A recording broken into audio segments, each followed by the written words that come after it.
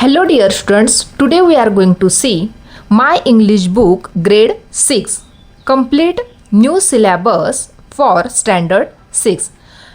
आता या ठिकाणी बघा क्लास 6 चा जो नवीन पोर्शन आहे इंग्लिश सब्जेक्टचा त्यामधील आपण 1.1 पोएम बघणार आहोत, ती म्हणजे मान्सून. ही पोएम स्टार्ट करायच्या आधी आपल्याला पहिली जी ॲक्टिव्हिटी दिलेली आहे ती आपण बघणार आहोत. Let's explore.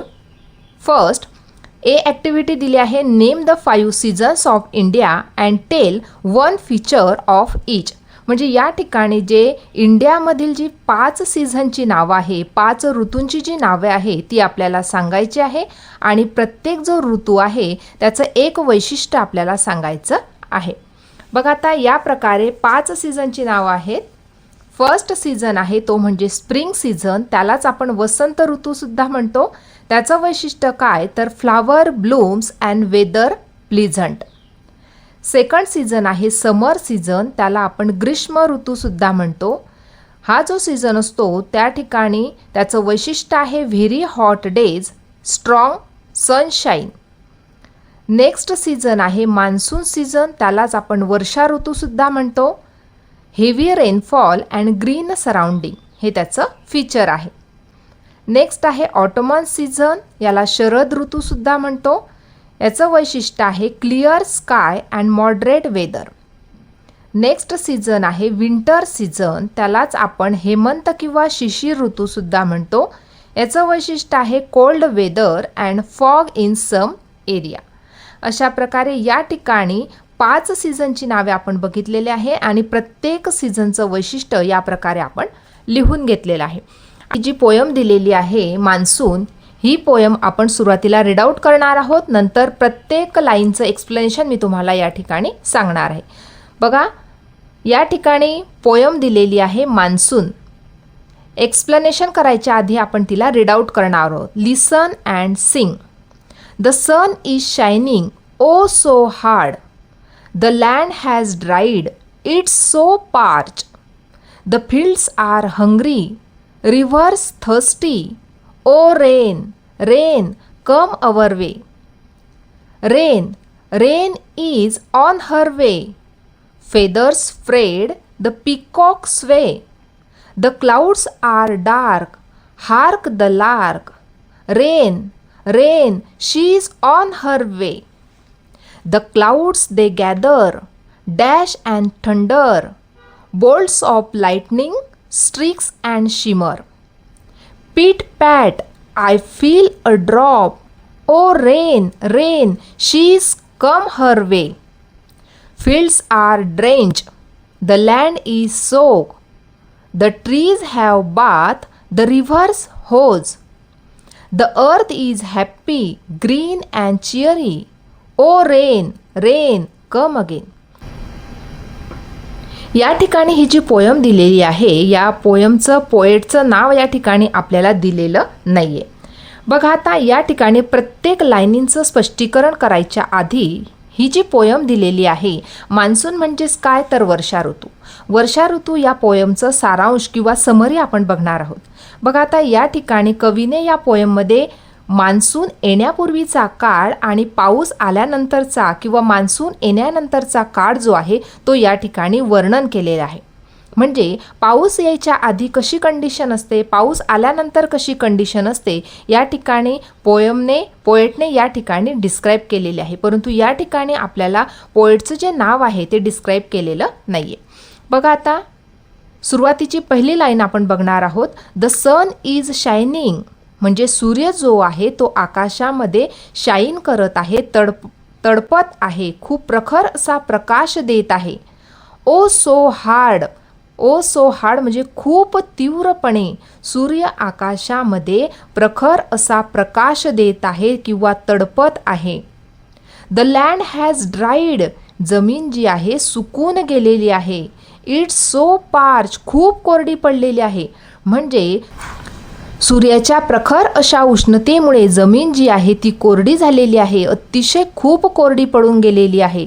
ड्राईड म्हणजे सुकून गेलेली आहे आणि पार्च म्हणजे खूप कोरडी पडलेली आहे. The fields are hungry, rivers thirsty म्हणजे जी शेते आहे ते खूप भुकेलेले झाले आहे.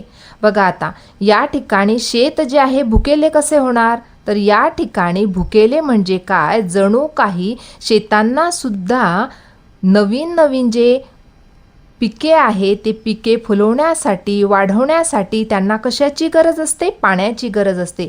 जणू काही शेतामध्ये ही पिके फुलवण्यासाठी बहर येण्यासाठी त्यांना सुद्धा पाण्याची खूप गरज भासत आहे. म्हणून ते भुकेले झाले आहे. कशासाठी, पाण्यासाठी. रिव्हर्स थर्स्टी नद्या सुद्धा खूप तहानलेल्या झाल्या आहे. कारण नद्यांना सुद्धा त्यांच्यामध्ये काय कशाची आवश्यकता असते, तर पाण्याची आवश्यकता असते. म्हणून रिव्हर सुद्धा खूप तहानलेल्या झालेल्या आहेत. म्हणजे या ठिकाणी बघा सूर्य हा आकाशामध्ये खूप प्रखरपणे आकाशामध्ये त्याची उष्णता देत आहे किंवा तो खूप प्रखरपणे तडपत आहे. इट्स सो हार्ड म्हणजे तो खूप तीव्रपणे आकाशामध्ये तडपत आहे आणि तो तडपल्यामुळे जमीन ज्या आहे त्या खूप कोरड्या झालेल्या आहे, खूप पार्च झाल्या आहे म्हणजे अतिशय कोरड्या झालेली आहे.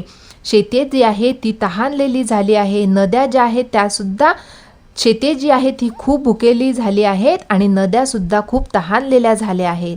O rain, rain come our वे म्हणजे रेन हा जणू काही एक प्रकारचा या ठिकाणी माणूस आहे असे गृहीत पकडले आहे. म्हणजे या ठिकाणी ओ रेन, रेन कम अवर वे म्हणजे कम अवर वे म्हणजे येण्याच्या मार्गावर आहे. या ठिकाणी रेनला जणू काही एखादा माणूस आहे अशा प्रकारे भासवलं गेलं आहे. म्हणजे या ठिकाणी पर्सॉनिफिकेशन हा फिगर ऑफ स्पीच या पोएममध्ये आलेला आहे. रेन हा कसा आहे, कम अवर वे म्हणजे जणू काही पाऊस हा येण्याच्या मार्गावरती आहे. पुढचा स्टांजा बघणार आहोत. Rain, rain is on her way म्हणजे जणू काही पाऊस जो आहे तो येण्याच्या मार्गावरती आहे. ऑन हर वे बघा या ठिकाणी सुद्धा हर वे म्हटलं आहे. या ठिकाणी हर जो शब्द आहे एखाद्या स्त्रीसाठी वापरला जातो किंवा एखाद्या मुलीसाठी वापरला जातो. या ठिकाणी सुद्धा पर्सॉनिफिकेशन हा फिगर ऑफ स्पीच आलेला आहे. कारण या ठिकाणी रेनला सुद्धा एखाद्या मुलीसारखं एखाद्या स्त्रीसारखं भासवलं गेलेलं आहे. या ठिकाणी काय म्हटलंय बघा, रेन हा सुद्धा येण्याच्या मार्गावरती आहे. फेदर्स फ्रेड द पिकॉक्स वे म्हणजे जणू काही हा जो पिकॉक आहे, हा जो मोर आहे, या मोराने काय केलं आहे, मोराने त्याचे पंख स्प्रेड केलेले आहे, पसरवलेले आहेत मोराने त्याचे पंख आणि तो स्वे करत आहे. जणू काही तो आनंदाने ते पंख पसरवून तो आनंदाने डोलत आहे. स्वे म्हणजे डोलणे. म्हणजे या ठिकाणी रेन जो आहे तो येण्याच्या मार्गावरती आहे किंवा आलेला आहे. त्यावेळेस हा जो मोर आहे तो काय करतो आहे, त्याचे पंख पसरवलेले आहे त्याने आणि तो आनंदाने डोलत आहे. म्हणजे या ठिकाणी तो आनंदाने जणू काही डान्स करत आहे, dancing happily. The clouds are dark आकाशामध्ये काळे ढग जमलेले आहेत, जमा झालेले आहेत. हार्क द लार्क आणि त्याच वेळेस हार्क म्हणजे लक्षपूर्वक ऐका तुम्ही, काय ऐका, द लार्क. लार्क म्हणजे या ठिकाणी एक पक्षी आहे. जेव्हा पावसाचे आगमन होते तेव्हा तो जो पक्षी असतो तो एक विशिष्ट असा आवाज काढत असतो, साऊंड काढत असतो. म्हणून तुम्ही लक्षपूर्वक ऐका. काय ऐका, त्या पक्ष्याचे जे गाणं आहे, साऊंड जो आहे तो तुम्ही लक्षपूर्वक ऐका. कारण आता पाऊस येण्याची वेळ झालेली आहे. Rain, rain she is on her way म्हणजे आता जणू काही पाऊस हा आलेला आहे. शी इज ऑन हर वे त्याच्या येण्याच्याच तो मार्गावरती आहे. पाऊस हा जणू आता जमिनीवरती कोसळणार आहे कारण आकाशामध्ये पूर्णपणे काळे ढग हे जमा झालेले आहेत. The clouds they gather, the clouds they gather dash the thunder म्हणजे बघा आता या ठिकाणी आकाशामध्ये काळे ढग गॅदर झालेले आहे, गोळा झालेले आहेत आणि डॅश म्हणजे वेगाने ते ढग धावत आहेत, हालचाल करत आहेत आणि थंडर, थंडर म्हणजे गडगडाट होत आहे. ते ढग इकडून तिकडे वेगाने धावत आहे. इकडून तिकडे वेगाने धावल्यामुळे एकमेकांवरती ते आदळत आहे आणि त्यामुळे ढगांचा गडगडाट होत आहे. बोल्ट्स ऑफ लाइटनिंग, बोल्ट्स म्हणजे चमकदार विजेच्या रेषा दिसत आहे. स्ट्रीक अँड शिमर, स्ट्रीक म्हणजे तेजस्वी रेषा अशा आपल्याला दिसत आहे. काही शिमर म्हणजे लुकलुकणाऱ्या किंवा चमकणाऱ्या रेषा आपल्याला विजेच्या दिसत आहे. बोल्ट्स ऑफ लाइटनिंग, बोल्ट्स म्हणजे चमकदार विजेच्या रेषा दिसत आहे. नंतर स्ट्रीक म्हणजे तेजस्वी रेषा दिसत आहे विजेच्या, किंवा शिमर म्हणजे काही लुकलुकणाऱ्या रेषा आपल्याला दिसत आहेत.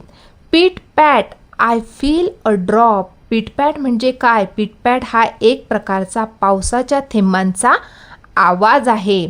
तो आपल्याला ऐकू येत आहे. आय फील अ ड्रॉप, पावसाचा थेंब पडत आहे. O rain, rain, she is come her way, म्हणजे पाऊस हा आलेला आहे. शी इज कम हर वे, त्याच्या मार्गावरती तो आलेला आहे. म्हणजे जणू आता या ठिकाणी पाऊस पडत आहे. पिट पॅट, या ठिकाणी पावसाच्या थेंबांचा आवाज येत आहे. पुढे बघणार आहोत. द फील्ड्स आर ड्रेंच, म्हणजे जी शेती आहे ती पूर्णपणे पावसाच्या पाण्यामुळे भिजून गेलेली आहे. द लँड इज सोक, लँडसुद्धा, जी जमीन पूर्णपणे जी कोरडी झालेली होती, खूप कोरडी झालेली होती, पार्च झालेली होती, ती सुद्धा पावसाच्या पाण्यामुळे भिजून गेलेली आहे. द ट्रीज हॅव बाथ, जणू काही झाडांनी सुद्धा आंघोळ करून घेतलेली आहे, कारण जी झाडे सुद्धा आहे ती पूर्णपणे ओलीचिंब झालेली आहे, जणू काही त्यांनी आंघोळ केलेली आहे. द रिव्हर्स होज, होज म्हणजे काय? पाण्याने भरलेली आहेत. ज्या नद्या पावसाच्या पाण्यासाठी तहानलेल्या झालेल्या होत्या, त्या आता पावसाच्या पाण्याने पूर्णपणे तुडुंब भरून वाहत आहे. पावसानेच्या पाण्याने त्या पूर्णपणे भरलेल्या आहेत. पुढे बघणार आहोत. द अर्थ इज हॅप्पी, जी पृथ्वी माता आहे, जी धरती आहे ती आनंदी झालेली आहे. ग्रीन झालेली आहे, हिरवीगार झालेली आहे. चिअरी झालेली आहे, म्हणजे खूप आनंदी झालेली आहे. O rain, rain come again, पावसा, ए पावसा, पुन्हा पुन्हा तू ये, पुन्हा पुन्हा तू चालू राहू दे, म्हणजे अगेन अँड अगेन, पुन्हा पुन्हा तू पाऊस पडत राहा. अशा प्रकारे या ठिकाणी ही जी मान्सून कविता आहे, वर्षा ऋतू ही जी कविता आहे, त्याचं स्पष्टीकरण आपण बघितलेलं आहे. जर तुम्हाला या कवितेमध्ये काही अडचण असेल तर नक्की तुम्ही कमेंट करू शकता. आणि व्हिडिओ आवडला असेल तर आजच आपल्या चॅनलला सबस्क्राईब करा, जेणेकरून अशाच प्रकारचे याच पोयमशी रिलेटेड हा जो वर्कशॉप दिलेला आहे, हा वर्कशॉपवरती सुद्धा आपण सेकंड व्हिडिओ घेऊन येत आहोत. तो सुद्धा लवकरच तुम्हाला बघायला मिळेल. धन्यवाद.